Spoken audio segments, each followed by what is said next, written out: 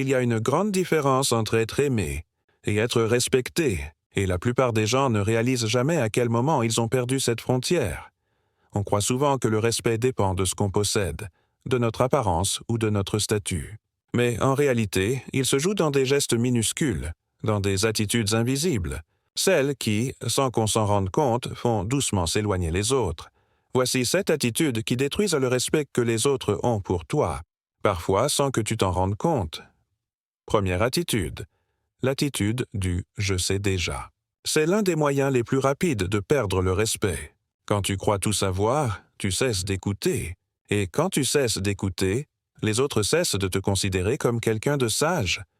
En psychologie, on appelle ça l'effet Dunning-Kruger, quand la confiance dépasse la compétence. Les gens vraiment intelligents gardent toujours une part de doute. Les autres, eux, confondent certitude et supériorité.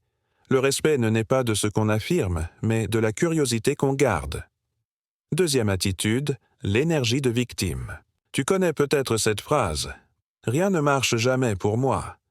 Ce genre de discours éteint rapidement le respect des autres. Pourquoi? Parce que l'être humain respecte ceux qui gardent le contrôle sur leur vie. Ceux qui, même quand tout va mal, trouvent une façon de se relever. Jouer la victime attire peut-être la compassion, mais jamais le respect.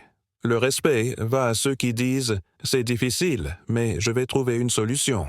Troisième attitude, l'arrogance subtile. Ce n'est pas toujours celle qu'on voit.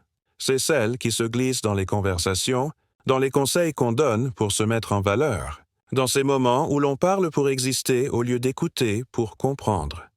Les gens arrogants parlent beaucoup, mais les gens respectés savent se taire, parce qu'ils savent que la vraie autorité se prouve dans le silence, pas dans le bruit.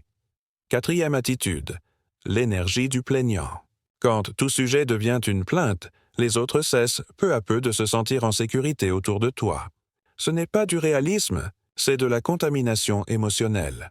Les études le montrent, les émotions négatives se propagent plus vite que les positives. Un seul discours amer peut changer l'atmosphère d'une pièce. Les gens respectent ceux qui savent reconnaître le mal, mais qui choisissent quand même de parler du bien. Cinquième attitude, le besoin d'être aimé. Ironiquement, vouloir plaire à tout le monde fait souvent perdre le respect de tous.